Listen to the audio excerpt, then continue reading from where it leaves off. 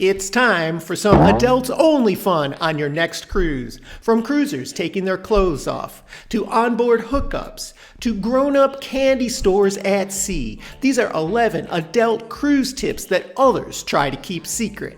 I'm Gary with Optimal Cruising, bringing you fresh cruise advice, money-saving hacks, and secret strategies the cruise lines don't advertise. Let's get started. I've been on a lot of cruises with balcony cabins, and I'll admit the thought has crossed my mind about trying something a little mischievous out there. But balconies are not as private as you think. For one, the dividers between balconies don't always go all the way from floor to ceiling. Oftentimes there's a gap at the bottom or at the top, which is not that difficult to see around, especially if somebody wanted to. And many cruise ships have balconies with glass as the barrier with a railing on top. And those glass panels are very reflective. So somebody from the balcony to your left or to your right could pretty easily pick up what's going on through that reflection. Not everyone takes their clothes off on cruise ship balconies, but almost everyone has thought about it, if only to do a little topless sunbathing or nude sunbathing out there. But cruisers want to know, can I get in trouble for this? Is this against cruise line policy? And the answer is not really. In fact, if you look at Royal Caribbean's policy specifically, they do state that public nudity is prohibited on their ships. And they say it includes the balcony when the ship is at a port docked or near another ship where others could see the balcony. Otherwise, it seems to be perfectly fine. And if you're going to try anything out there, be as discreet as possible, because if you start disturbing other passengers, it probably will become a problem. I know many cruisers who smoke a little something or use a few gummies. A lot of people do this to relax these days. And we're all adults. We know this stuff gets on board cruise ships. But cruise ships go by federal law, which prohibits the use of marijuana, CBD, Delta-9, and any other illegal drugs. While this stuff does get brought on board a lot of times, I've personally even smelled it on a balcony before. It can bring a quick end to your vacation, as cruise lines have disembarked passengers at ports of call for having this stuff on board, and they've even denied passengers boarding in the first place when it's been found at check-in. Unfortunately, until federal law changes, this will probably remain the case with all major cruise lines. But there is another way a lot of adults relax and have fun on cruise ships. One of my favorite things about cruising is getting a seat by the pool and having a nice cocktail. And the drink package is a great way for a lot of cruisers to really enjoy their cruise and not have to worry so much about every drink they're ordering and what it's going to cost. You've already paid for it. But once you fork over that sum of money for the unlimited package, how do you get the most out of it?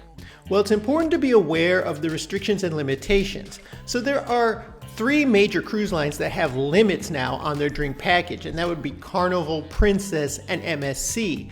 The limit is 15 drinks on those cruise lines per day. And some cruise lines like Carnival have a timing limit, which means if you order one drink, you need to wait 5 minutes before you go back and order another one. And if your stop includes a private island, know if that drink package is good on the private island. For example, with MSC it is, but for some other cruise lines it is not. In addition to the alcoholic drinks that you get from these packages, they also include non-alcoholic drinks, which can help make them more valuable, especially if you drink a lot of soda or juice or water or specialty coffees or teas that you want throughout the day. You're going to get all that stuff included. So order as much as you can drink. And when it comes to doing adult activities, there's one thing most cruisers want to avoid. So if you're trying to have a more romantic cruise and do more adult things, you're probably wondering, What's the best way to avoid all the kids these days on cruises? Well, Virgin is adults only, everybody knows that. But schedule plays a huge role in how many kids are on board when you book. So if you're looking for a cruise with less kids, book when school is in session. There will be far fewer kids on board all of these ships during those times. Families are usually cruising on a budget and looking for value. So if you're willing to spend a little bit more and get on a slightly more expensive cruise line or in a private area, you're gonna see fewer kids there. And if you're looking to meet somebody or hook up on a cruise ship, the cruise lines can actually help you do this as they schedule meetups or get-togethers for different types of groups, including singles, and sometimes they'll be designated by age. And there will be meetups for different types of groups like LGBTQ+. So that's really not a bad place to start, and you can find these meetups on your daily cruise schedule. But a cruise ship is a small and confined space, so if you do hook up with somebody that you really don't want to see again, they're going to be hard to avoid for the duration of that cruise. And no matter what happens, there are a few things you definitely want to keep secret. So if you're thinking of bringing anything on board like drugs or alcohol that are banned items, you might just want to leave that stuff at home or hide it well in your cabin, because your cabin steward's going to access your room every day to clean it. And they're the cruise line's first line of defense, and they're supposed to report things that aren't supposed to be there. And this goes as well if you're bringing something a little more risque like a marital aid or lingerie. Don't leave that stuff out in your cabin. It leads to awkward moments with your cabin steward, even though it might be totally legit to have on board. And while your room is your space, it is owned by the cruise line, and they have the legal right to enter and search your room if they want to. While this probably will never happen to you, it's just something to be aware of. And some cruisers want to know what the minimum amount of clothing is that they can get away with. I'm going to tell you about that next, but first, what's the most skimpy type of clothing you've seen on a cruise ship? Put it in the comments below. I've been on a lot of cruises, and people will wear all kinds of skimpy swimsuits. Thongs, totally allowed, especially if you cruise out of Miami. You'll see tons of these all over the ship. Basically, swimsuits of any kind are completely allowed as long as they don't expose anything. But any swimsuits that become sheer or see-through in the water would likely be against the rules. However, there is an alternative if you want to go that route. There's always the option to leave the clothes at home. Well, not literally, but there are loads of cruises out there for people who want to bear it all. There's an entire industry built up around this. And in addition to nude cruises, they have specialty cruises for all kinds of groups, including swingers or lifestylers. There is the Big Nude Boat here, which is chartering the Norwegian Pearl in 2026. It's a cruise where clothing is entirely optional. And private websites like bliss.com or theswingerscruise.com offer many sailings throughout the year on different ships in different parts of the world where the whole theme is geared towards lifestylers or swingers. Even big mega ships like Royal Caribbean's Wonder of the Seas is being chartered for a week next year for one of these clothing optional cruises. But what if you can get on one of these cruises for free? I have a couple of friends who always gamble when they go on a cruise, and they do it for the perks. They get a lot of free cruises that way.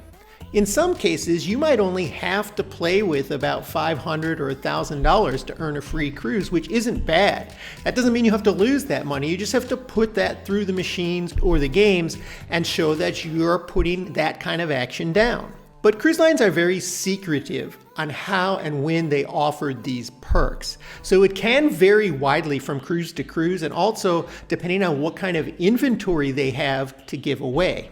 While cruise ship casinos claim to follow the same standards as Vegas casinos, Cruise ship casinos are not under the same reporting requirements or government regulation that Vegas casinos are.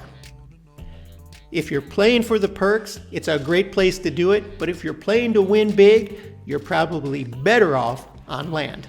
And this next tip is for adults who like a different sort of candy. But first, if you've gotten some good information so far, make sure you subscribe to our channel and get all of our cruising updates.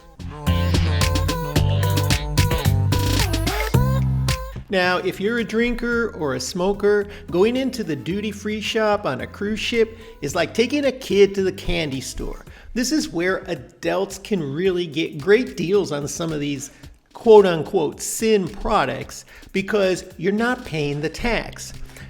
You can find some really good deals on adult products in the duty-free shops, but you want to really compare because they try to fool you sometimes with the sizes. For example, with alcohol, a common size back in the States that you'll buy is a 750 milliliter. On the cruise ship duty-free shops, most of these bottles will be 1 liter in size, and it's not uncommon to find a 1 liter bottle on the cruise ship for the same price as a 750 milliliter bottle back home. So that's a pretty decent deal. And sometimes they'll even offer 2-for-1s or big specials, especially toward the end of your cruise where they're trying to make some more sales. And you can really get some great savings on products that you'd pay a lot more for back home.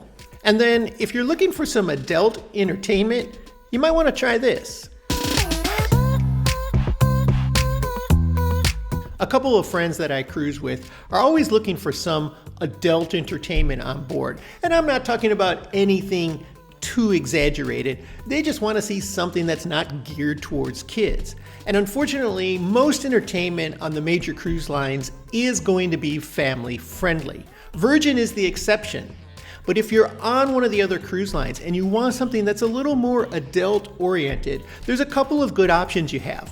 One is, if there's a comedian on board, they'll often have 1 or 2 shows late at night during the week, usually at 9:30 or 10:30 at night, that will be adults only. They won't let kids in there because they'll be using foul language and other things that they take out of their family-oriented shows. And then most cruise lines do a pretty good job with a version of the newlywed game, and you don't only have to be newlyweds, they take couples who've been together for years, but those can be kind of fun to watch. They are more oriented toward adult themes. You're going to hear a lot of interesting stories there. So those are some good options you have if you're looking to find something other than family-friendly entertainment on board. And now that you're ready for your next grown-up cruise, there are 7 ripoffs happening right now on these cruise ships that you're going to want to avoid. I'll tell you all about those right here. Let's go.